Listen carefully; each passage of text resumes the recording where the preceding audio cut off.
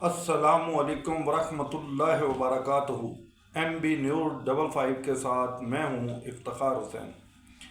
दोस्तों, जैसा कि आप लोग जानते हैं कि हमारे शाम होते ही हमारे एंकर बैठ जाते हैं, 4-5 तजिया निगार उनके साथ बैठ जाते हैं, तो अपनी तरफ से दुनिया को ये बताना चाहते हैं कि हम बड़ा सच बोल रहे हैं। कुछ एंकरों की मैं बातें सुन रहा था कि जो वो ये हो गया, कुछ वे हो गया, PTI को तो ये अंदाज़ा नहीं था कि वो इस तरह जीत गई, इस तरह वो हो गया, और सुबह पता चला जी वो रात जीतते रहे, सुबह उनको पता चला तुसी नहीं जीते जी। मैं उन साफ़ी साहब से ये पूछना चाहता हूँ, तजिया निगार से, अगर आप इतने सच बोलने वाले हो, वाकई सच बोल सकते हो, तो जब इस कराची के अंदर इलेक्शन होते थे तो आदमी आने से पहले उसका वोट डाल दिया जाता था, उसको बोलते थे तेरा वोट हो गया। तो आपकी साफत कहाँ थी? कभी आवाज़ उठाई नहीं, क्योंकि डर था।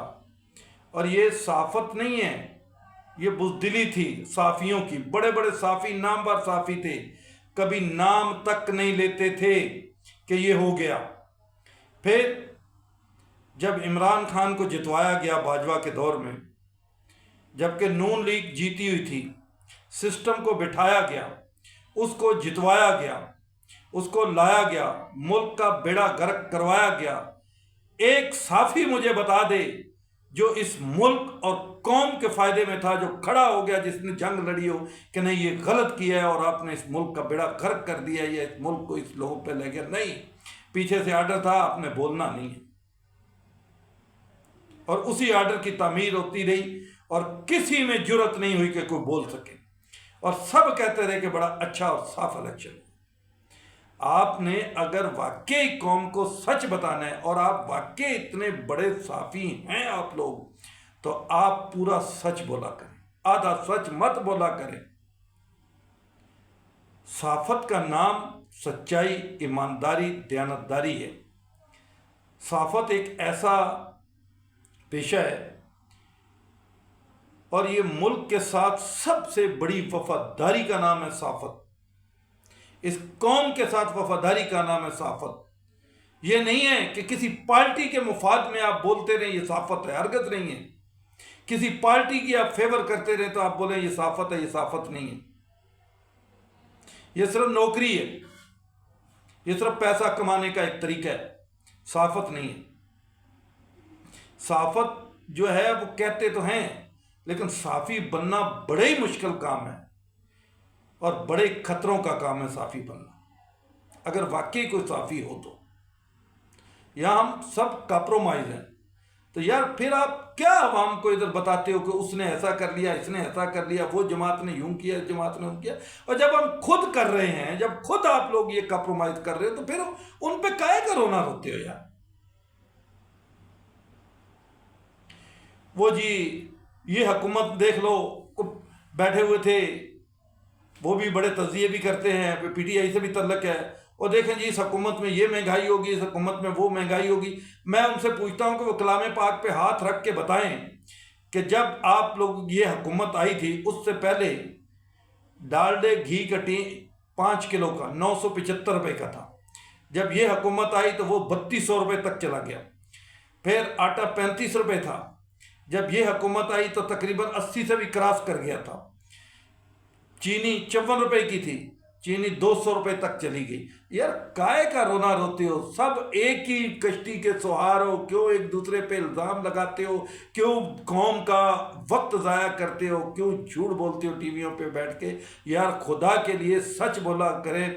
और मेरी जनरल साहब से आज जाना अपील है कि जो आदमी टीवी पे बैठ के ये भाषण दे रहा हो और झूठ बोल रहा हो, उससे अदालत में खड़ा करके जवाब लिया जाए कि हाँ, कि ये इस दौर में ये नहीं हुआ था, या इस दौर में ये नहीं था।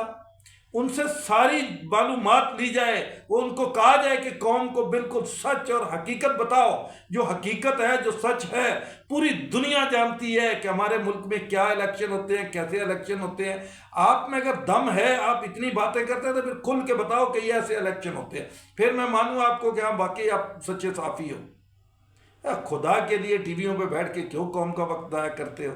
کیوں لوگوں کو بیوقوف بناتے ہو؟ ٹھیک ہے، آپ لوگوں کی مطلب ہے لگی ہوئی ہیں، لگائی رکھو، اربوں کروڑوں روپے کما رہے ہو کماؤ، لیکن خدا کے لیے اس قوم کو سچ بتاؤ۔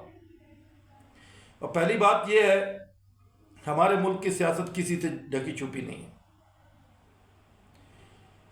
ہمارے ملک کے اندر یہ بھی ہوتا رہے، آج یہ لوگ بولتے نہیں ہیں، حقیقت یہ ہے کہ نواز شریف کو اس وقت اس لیے ہٹایا گیا تھا تاکہ سی پیک مکمل نہ ہو سکے، کیونکہ اس میں دبئی جو ہے وہ پیسہ دے رہا تھا، امریکہ نہیں چاہتا تھا، اسرائیل نہیں چاہتا تھا، بھارت نہیں چاہتا تھا، برطانیہ نہیں چاہتا تھا کہ اس ملک کے اندر سی پیک بن جائے اور یہ چالو ہو جائے اور دبئی کی ویلیو زیرو ہو جائے گی اور یہ ملک جو ہے ترقی کر جائے گا، یہ آئی ایم ایف کے قرضوں سے نکل جائے گا۔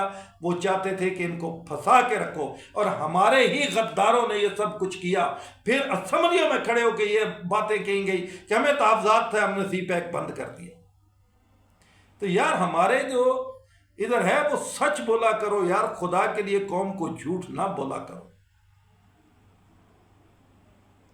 جو اس ملک سے لوٹ مار کر کے 99 بار جا کے ان کے بیٹے کمپنیاں بنا لیتے ہیں، جب ان کو عدالت میں بلایا جاتا ہے تو وہ آ کے کیا جواب دیتے ہیں؟ جی وہ ہمیں پرافٹ نہیں ہو رہا۔ اور ہمارے جج صاحبان، اللہ تعالیٰ ان کو ہمت اور توفیق دے کہ وہ ان سے سوال جواب کر سکے، وہ ان سے یہ نہیں پوچھتے، یہ نہیں کہتے کہ یار ہم نے آپ سے یہ نہیں پوچھا کہ آپ کی کمپنیاں فائدہ دے رہی ہیں یا نقصان دے رہی ہیں، ہمیں یہ بتاؤ یہ اتنی کمپنیاں آپ نے کیسے بنا لی، کن پیسوں سے بنائی۔ تو ہمارے ملک کے کس کس نظام پہ ہم روئیں؟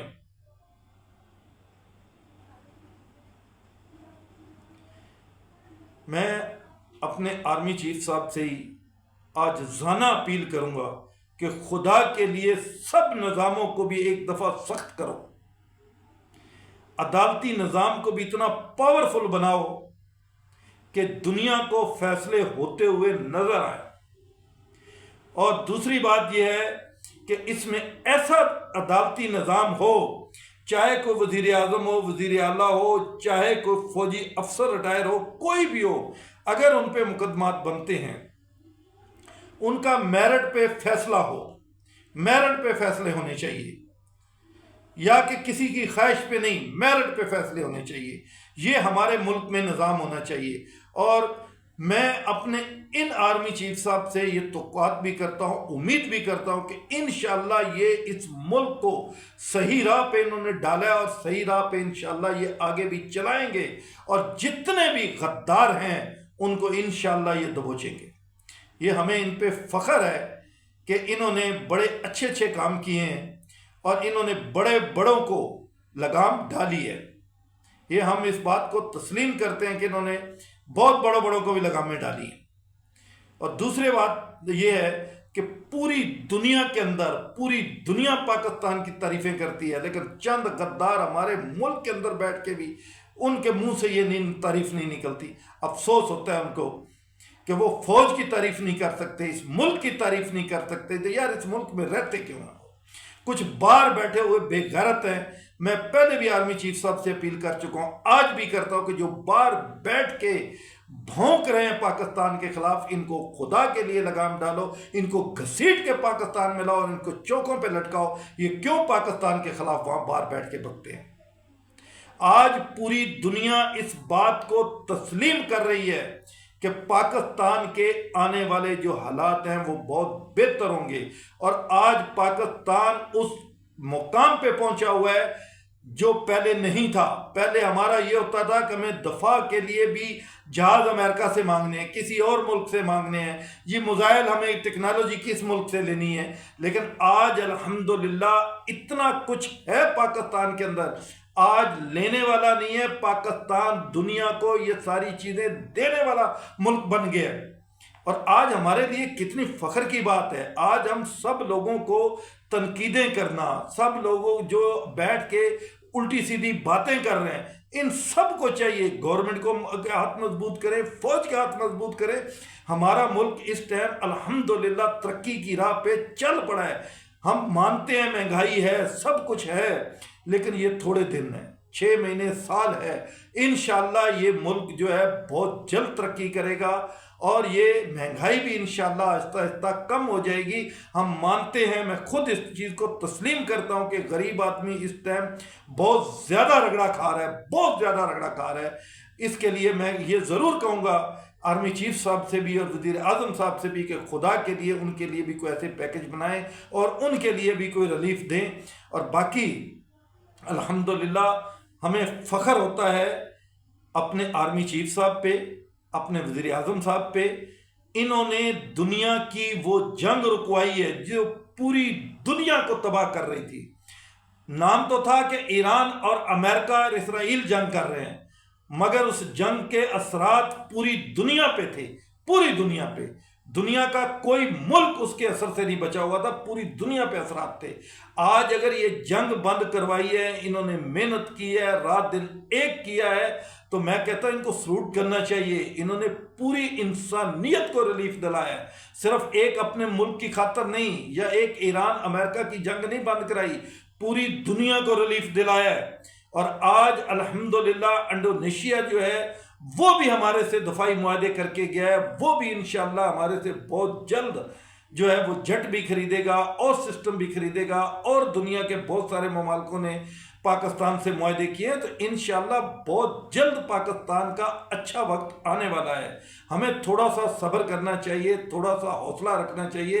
اور دوسری بات یہ ہے کہ ہمارے بہت سارے ٹی ویوں پہ بیٹھ کے جو الٹی سیدھی باتیں کرتے ہیں، ان سے ہاتھ جوڑ کے اپیل ہے کہ خدا کے لیے یہ وقت ایسا نہیں ہے۔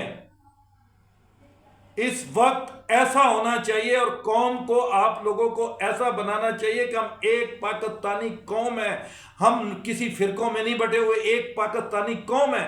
آج ہمارا دشمن ملک کے صحافی اپنے ٹی ویوں پہ بیٹھ کے یہ باتیں کرتے ہیں کہ ہم نے پاکستان کے اندر بندے خریدے، سیاسی بھی خریدے، غیر سیاسی بھی خریدے، اور وہ تسلیم کرتے ہیں غیر ملک، مطلب ہمارے دشمن ملک کے صحافی، تجزیہ نگار اس بات کو تسلیم کرتے ہیں کہ ہم نے پاکستان کے اندر بندے خریدے، امریکہ نے پاکستان میں بندے خریدے، اور اگر یہ فوج نہ ہوتی تو یہ سول پتہ نہیں اس ملک کو کتنے ٹکڑوں میں کروا دیتے۔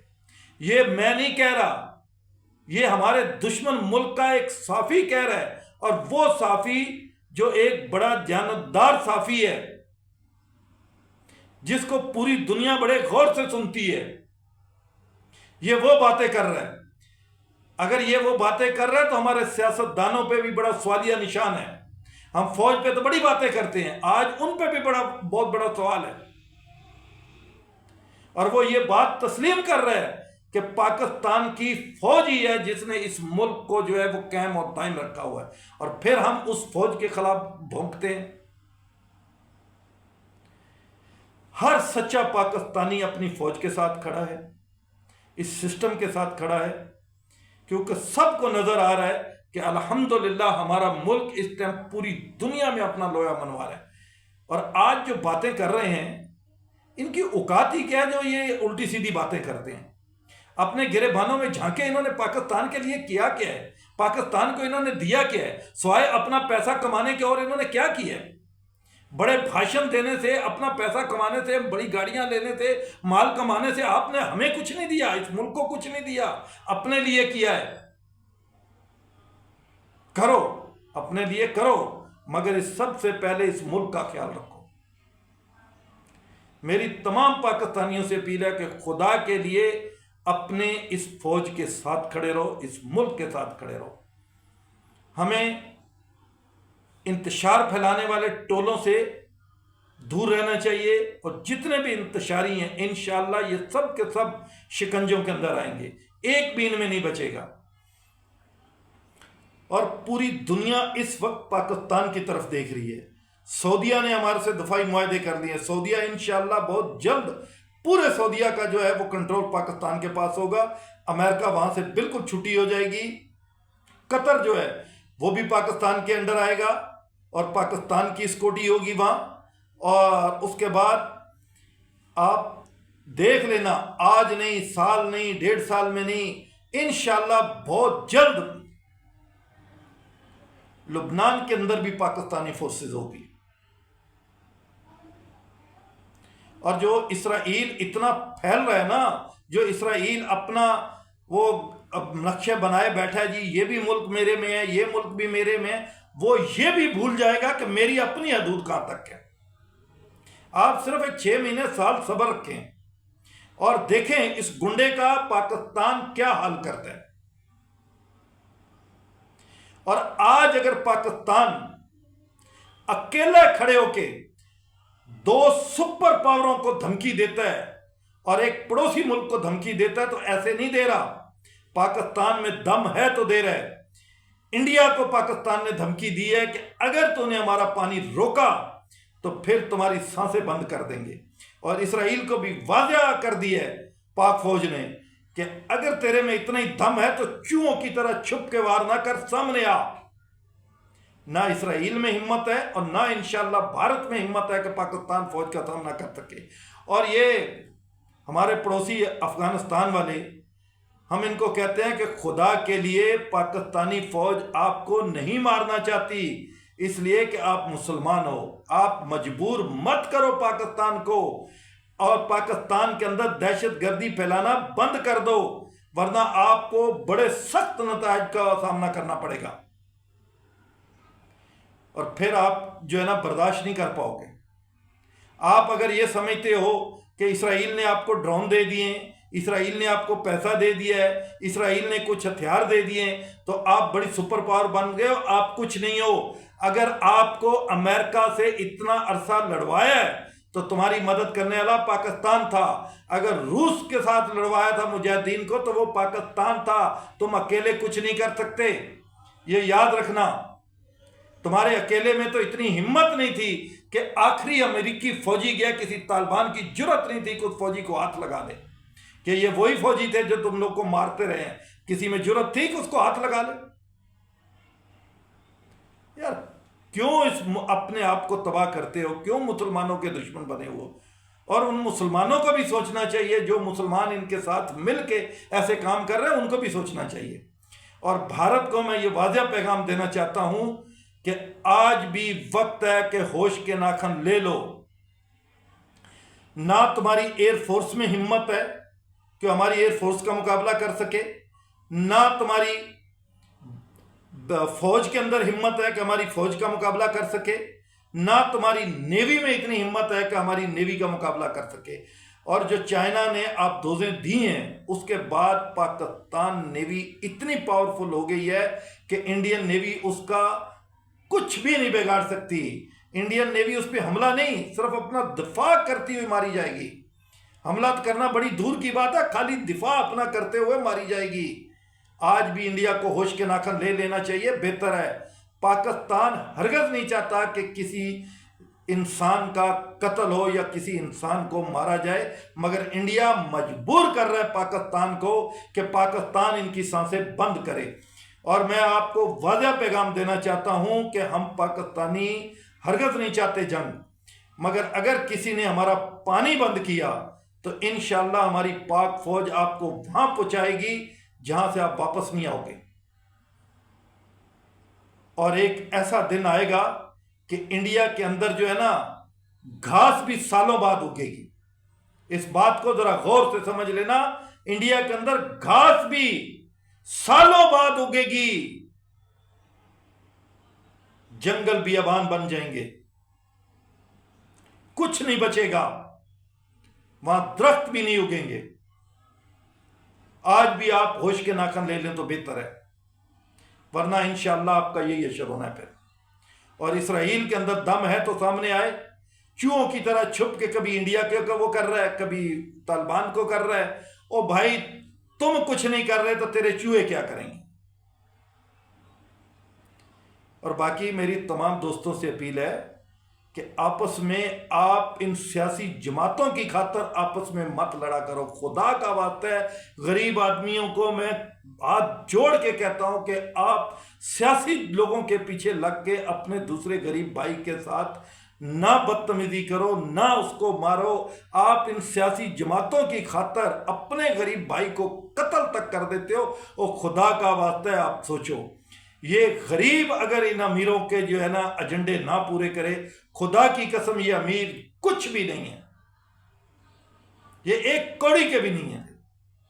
یہ غریب ہی ہے جو ان کو جو ہے نا مطلب کامیاب کرتا ہے، اور ان کی خاطر ہی اپنے غریب بھائیوں پہ ظلم کرتا ہے اور مار دیتا ہے اور قتل تک کر دیتا ہے. خدا کے لیے غریبوں کو یہ چیز سوچنی چاہیے. اور جب تم اس کے کام کے نہیں رہتے تو پھر تمہارے ساتھ بھی وہی حشر کرتا ہے جو تو نے دوسروں کے ساتھ کیا.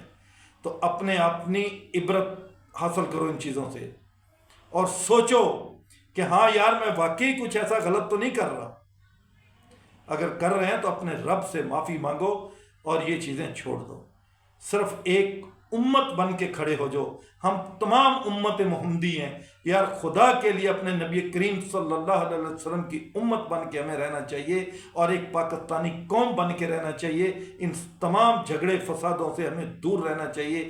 تمام اپنے پاکستانی بہن بھائیوں سے اپیل ہے کہ خدا کے لیے ان چیزوں سے دور رہیں اور ایک سچے پاکستانی بن جائیں. اور تمام دیکھنے سننے والوں سے اپیل ہے کہ اگر کسی کو میری کوئی بات بری لگی تو میں معذرت خواہ ہوں. اور تمام دوستوں سے یہ بھی ایک عاجزانہ اپیل ہے کہ جتنا ہو سکے اپنے کریم آقا صلی اللہ علیہ وسلم پر درود پاک بھیجا کریں. اور تمام دوستوں سے اپیل ہے کہ یار اپنے ارد گرد دیکھا کریں، اگر کوئی آپ کا غریب بھائی مشکل میں ہے تو یار اس کا ضرور ساتھ دیا کریں. اگر ہم یہ چیز طے کر دینا کہ اگر ایک غریب کو تکلیف ہے ہم سب غریب اس کے ساتھ کھڑے ہو جائے، تو یقین کرو کہ کسی بڑے سے بڑے کی بھی جرت نہیں ہے کہ وہ اس کے خلاف کچھ کر جائے. افسوس یہ ہے کہ ہم غریب آپس میں بٹ چکے ہیں. ان سیاستدانوں نے، ان مطلب ہوشیار لوگوں نے ہمیں کسی نے فرقوں میں بانٹ دی ہے، کسی نے سیاست میں بانٹ دی ہے، کسی نے اس زبان کے نام پہ ہمیں لڑوا دیا ہے. اور خدا کے لیے یار ایک ہو جو. ہم ایک ہمارا رب ہے، ایک ہمارا رسول ہے، ایک ہمارا قرآن ہے.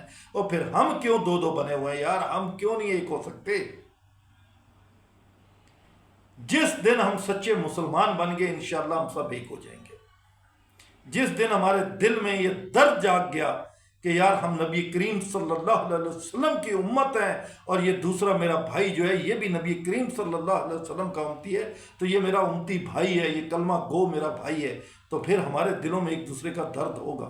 اور خدا کے لیے ہم تمام مسلمانوں کو ایک دوسرے کا درد محسوس کرنا چاہیے. اللہ تبارک و تعالیٰ سے دعا ہے کہ پاک پروردگار تمام پاکستانیوں کو اپنے حفظ و امان میں رکھے، اور دنیا کے تمام مسلمانوں کی حفاظت فرمائے، اور دنیا کے تمام مسلمانوں کو اللہ تعالیٰ ایک امت بنا دے.